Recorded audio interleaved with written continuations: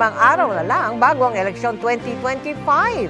Iba't ibang sektor ang nilatagan ng mga plano ng senatorial candidates. Nakatutok si Rafi Tima.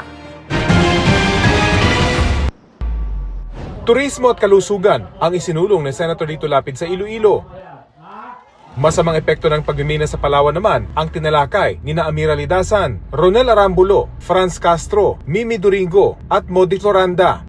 Dagdag trabaho at abot kayang pabahay ang itinutulak ni Manny Pacquiao sa Cavite. Seguridad sa pagkain ang nais pagtibayin ni Kiko Pangilinan sa Panay Island. Si Ariel Querubin tinawag na tunay na bayani ang mga guro. Si Senator Francis Tolentino binigyang halagang papel ng barangay at SK officials. Pagbibigay ng insentibo sa mga empleyado ng gobyerno ang naisisulong ni Benher Abalos. Abot kayang modernisasyon para sa tricycle drivers ang itinutulak ni Bam Aquino. Pagtutok naman sa mga benepisyo ng barangay officials ang ipinangako ni Abby Binay. Paghahatid ng serbisyong medikal sa mga komunidad ang itinutulak ni Senador Bongo. Patuloy namin sinusundan ang kampanya ng mga tumatakbong senador sa eleksyon 2025. Para sa GMA Integrated News, Rafi Tima nakatutok, 24 oras.